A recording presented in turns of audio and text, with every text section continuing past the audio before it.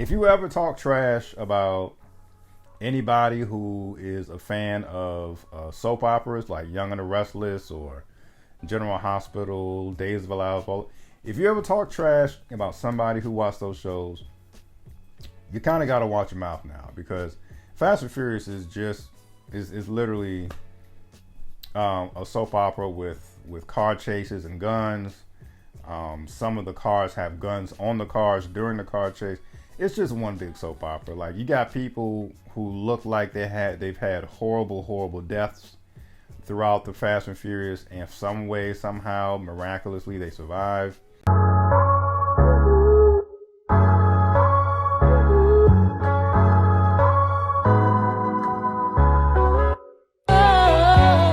Hey, what's going on, folks? Another episode of Ryan Reviews Everything, and as you saw in the intro, we are talking about Fast X, and yes, this is, I think at this point, I think the franchise has just fully embraced, any type of criticism that they get as far as just being like the wildest, most ridiculous, stuff you'll see on film rather. And you know what? Even though it's far-fetched, some of the most unrealistic, death-defying stunts you could see, I'm just gonna see it every time.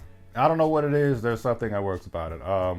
Kev on stage has a really funny bit about, trying to pinpoint when Fast and Furious just was like, you know what, we about to just go wild with this one. What was the exact moment the Fast and the Furious movies abandoned reality, okay? And I'm talking about the moment where you were like, okay, now I've had enough. This is not believable, okay? Now, for most people, it was Fast 5, the safe run. They pulled it out of the vault, drove it through the city. A lot of people were like, all right, at that point, I was like done. And for me, I was still in. I was like, okay, these things are supercharged. But the moment for me was Fast 6. When Dom catches Letty mid-air, crashes into the window, and doesn't even get the wind knocked out of him. He's not even like, ugh. He's just, they're perfectly fine. There's no blood. For those who are curious about what this one is about, there is a man that Jason Momoa plays by the name of Dante Reyes. Dante Reyes is out for revenge against Dom Toretto because Dom is responsible for killing his father.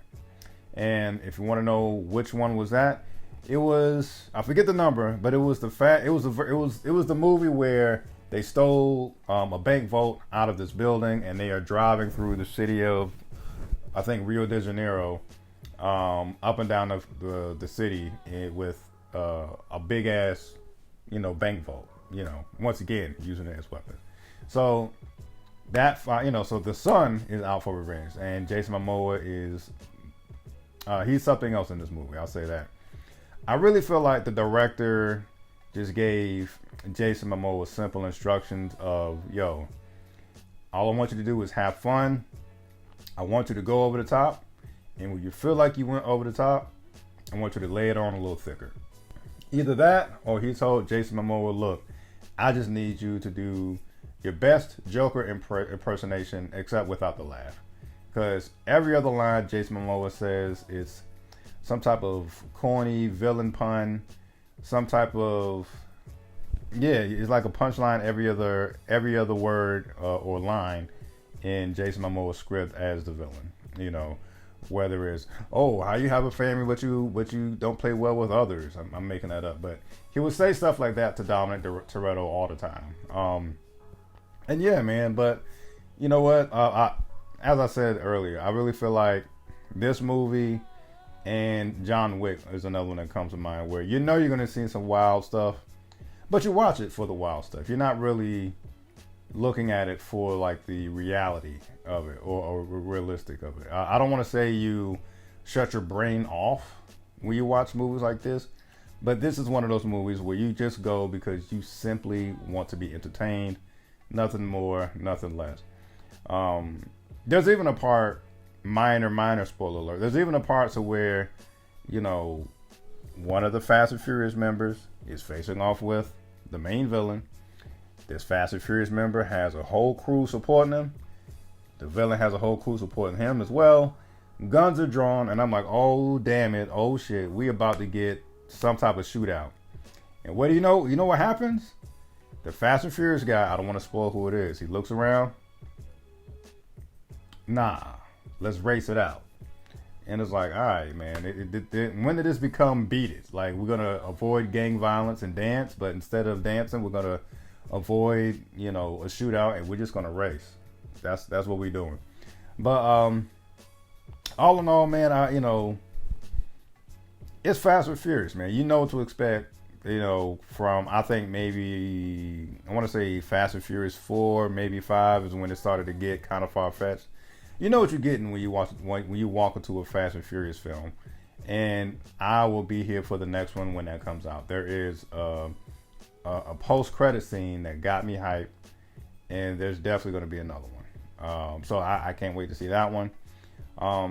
So yeah, man, you know what you're getting with this, and I'll leave you with this, man. If you ever talk trash about anybody who is a fan of soap operas like Young and the Restless or General Hospital, Days of Our Lives, if you ever talk trash about somebody who watched those shows, you kind of got to watch your mouth now, because Fast and Furious is literally a soap opera with car chases and guns. Some of the cars have guns on the cars during the car chase. It's just one big soap opera. Like, you got people who look like they've had horrible deaths throughout the Fast and Furious, and some way, somehow, miraculously, they survive. You have sworn enemies who, for some one way or another, they end up becoming allies with the Fast and Furious family. So, with that in mind, if you ever talk trash about a soap opera, you gotta kind of be quiet now, because it's just a soap opera with cars at this point.